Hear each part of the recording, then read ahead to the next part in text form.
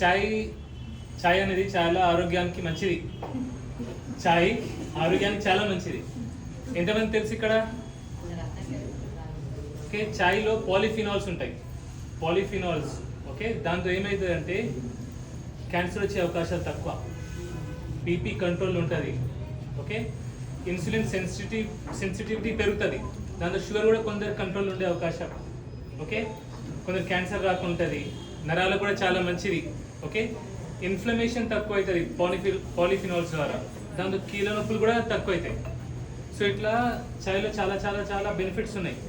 Okay, only 4 పనులు చేయాలి మనం.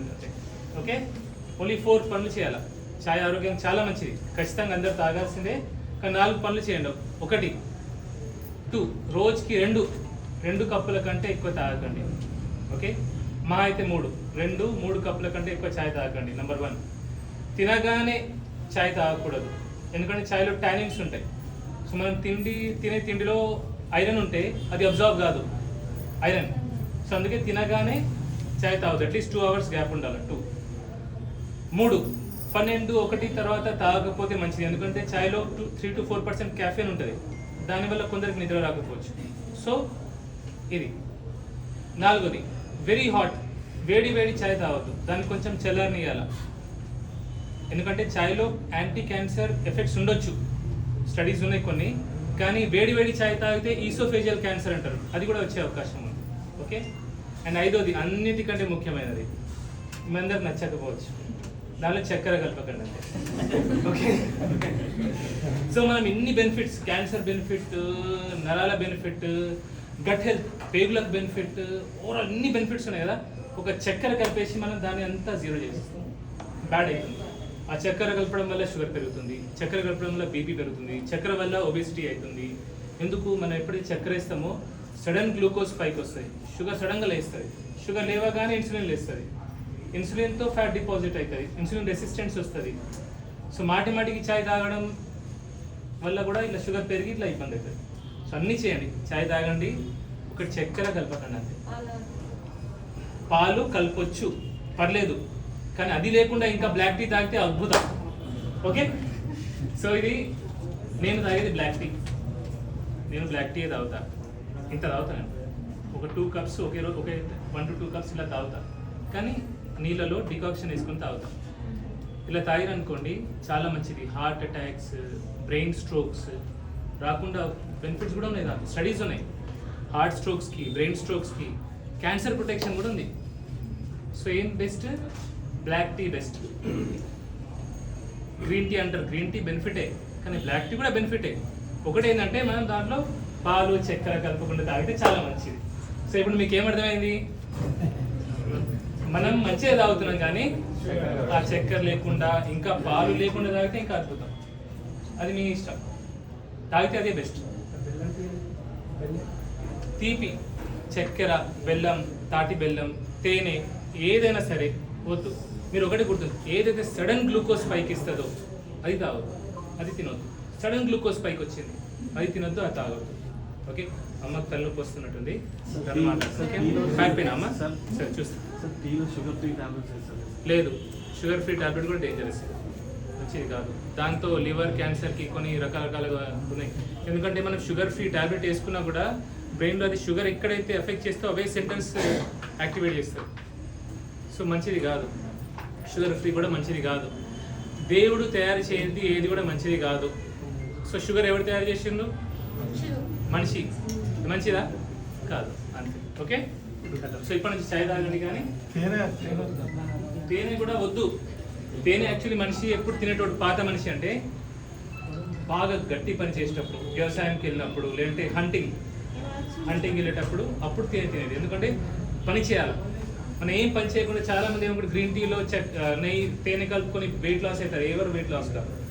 చూడండి, ఎవరైనా సరే, నేను గ్రీన్ టీ తాగుతా, రోజు లెమన్ టీ తాగుతా, లోపల తేనె ఇస్తా, బక్క కాదు మీరు. ఎందుకంటే ఆ తేనె ఇచ్చినా కూడా దాని గ్లైసిమిక్ ఇండెక్స్ చాలా హై, సడన్గా గ్లూకోజ్ రైజ్ అవుతుంది. ఓకే, నిమ్మకాయ మంచిది అంటారు. ఓన్లీ నిమ్మకాయ పెడితే మంచిది. ఈ డికాక్షన్ బ్లాక్ టీలో నిమ్మకాయ పెడితే చాలా మంచిది, తేనె వద్దు. మిల్క్లో కూడా షుగర్ వాడచ్చు. మిల్క్ కూడా షుగర్ తాగదు. షుగర్ మనిషి తయారు చేసింది ఏది వాడకపోతేనే మంచిది. బెల్లం కూడా మమ్మీ. బ్లాక్ కాఫీ చాలా మంచిది. బ్లాక్ కాఫీ 12-1 లోపల తాగండి. 12 తర్వాత కాఫీ తాగండి. 12-1 తర్వాత అంటే ఈవినింగ్ కూడా ఉంటుందా కాఫీయా? కాఫీ ఈవినింగ్ తాగొద్దు, మంచిది కాదు. కాఫీలో ఏమైతే కెఫెన్ ఉంటుంది. సో ఎవరైతే కాఫీ ఆఫ్టర్ 12-1 to లంచ్ తర్వాత తాగుతారో కాఫీ వల్ల వాళ్ళకి నిద్ర పట్టదు, టెన్షన్ అవుతుంది. ఎక్కువ కాఫీ తాగొద్దు. కాఫీ కూడా మంచిదే, సేమ్ టీ లాగానే దాని కూడా కాఫీ కూడా బెనిఫిట్స్ ఉన్నాయి, హార్ట్ బెనిఫిట్స్, బ్రెయిన్ బెనిఫిట్స్ ఉన్నాయి. కానీ 12-1 తర్వాత కాఫీ తాగకపోతే మంచిది. ఓకే, సో చాయ్ తాగుతారు కదా, ఇప్పుడు చిన్న తాగుతారు. పాలు లేకుంటే మీకు కష్టం కావచ్చు, కానీ చక్కెర లేకుండా అయితే అట్లీస్ట్ ట్రై చేయండి. ఓకే సార్ అయిపోయిందా? ఆఫ్లైన్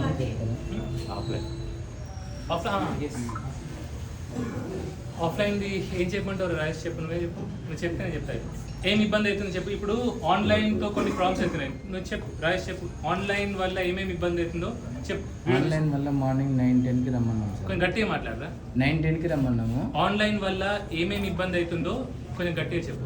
సార్ ఒక్కళ్ళు ఆన్లైన్ బుక్ చేసుకున్నాక 4 సార్లు ఫోన్ చేస్తారు సార్.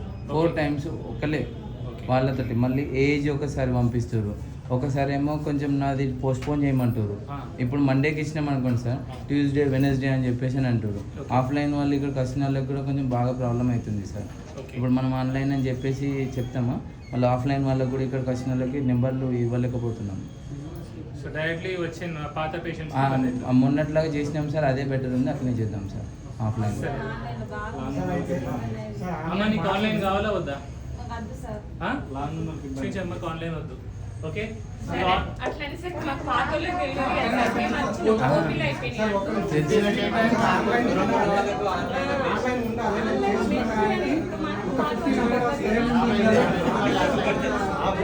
ఆన్లైన్ వద్దా?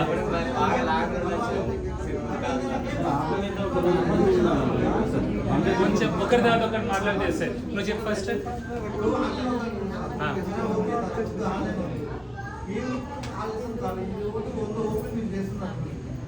వంద కాదు, ఇక్కడ 75 చేస్తాను. 100 కాదు. వస్తున్నప్పుడు ఇంటికి ఒకసారికి ఓపీ లేదమ్మా, సాటర్డే వచ్చి హాలిడే ఉంటుంది.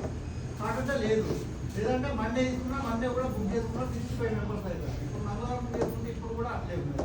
మీకు ఆన్లైన్ అపాయింట్మెంట్ దొరికిందా లేదా ఇప్పుడు మీకు ఇవాళ? మీరు ఫోన్ కాల్ చేస్తే దాంట్లో ఆ బాబు ఓపీ అయిపోయింది, లేదు రాబకండి, రేపు రండి, ఎల్లుండి రండి, ఏ రోజు అవైలబుల్ ఉంటే ఆ రోజు రమ్మని చెప్పండి సార్. అది స్పెసిఫిక్ ఏదంటే అందరికీ ఇబ్బంది లేకుండా ఏమైతుందంటే కరెక్ట్, ఇలా చేస్తే ఏమైతుందంటే ఏ డేట్కి రమ్మంటే సపోజ్ చెప్తారు మీకు, సపోజ్ మండే ట్యూస్డే రోజు రమ్మని చెప్తారు. అప్పుడే డైరెక్ట్లీ వచ్చిన పేషెంట్స్ అయిపోతున్నాయి ఫుల్. ఇప్పుడు డైరెక్ట్ వచ్చిన వాళ్ళు 100 మంది వస్తారండి ఫర్ ఎగ్జాంపుల్, మిమ్మల్ని రమ్మంటాము, మీకు అక్కడ ఆల్రెడీ బుక్ అయిపోయింది అనుకోండి, అప్పుడు మీకు ఇబ్బంది. ఒక ప్రాబ్లం. సెకండ్ ఏంటంటే సరే ఇప్పుడు రెగ్యులర్గా వచ్చే పేషెంట్స్, పాత పేషెంట్స్ ఇప్పుడు కొన్ని ఏళ్ళ నుంచి నేను ఇక్కడ ఫాలోఅప్ ఉంటుంది కదా, సో వాళ్ళకి ఇప్పుడు ఆన్లైన్ అనేది వాళ్ళకి రాదు. ఎందుకంటే కొందరు ఎడ్యుకేటెడ్ ఉంటారు, ఎడ్యుకేటెడ్ లాగా లేకపోయినా వాళ్ళకి అర్థం కాదు. వాళ్ళు వచ్చేసినాక వాళ్ళని తిరిగి పంపించడం జరుగుతుంది, ఇబ్బంది అవుతుంది. సో చెప్పండి. ఆఫ్లైన్ 50% ఇప్పుడు వచ్చేస్తారు. కొందరు ఆన్లైన్ బుక్ చేసుకోకుండా కూడా డైరెక్ట్లీ వస్తున్నారు. కొందరు ఆన్లైన్ బుక్ చేయకుండా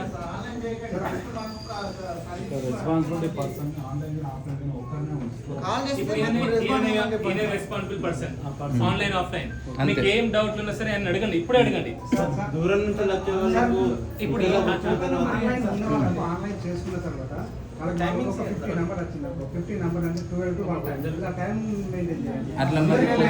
కొందరు బుక్ చేసుకొని రావట్లేదు, లేట్ వస్తున్నారు. మీరు ఆన్లైన్ వచ్చారా? ఇప్పుడు మీరు వచ్చారు, ఉన్నారు, మీకు 1 to 1:15 స్లాట్ ఇచ్చిన అనుకోండి, మీరు ఆ టైంలో అవైలబుల్ లేరు. 1 to 1:15 మీ టైం అయిపోయింది, మీరు లేరు. మీరు టిఫిన్ చేయడానికి వెళ్ళో, చాయ్ తాగడానికి వెళ్ళో, ఇది ఎక్కువ వెళ్ళారు. ఇప్పుడు మీరు 2 o'clock వస్తారు, ఏం చేద్దాం? ఇప్పుడు అప్పుడు మిమ్మల్ని మీ ఓపీ క్యాన్సిల్ చేయవచ్చా?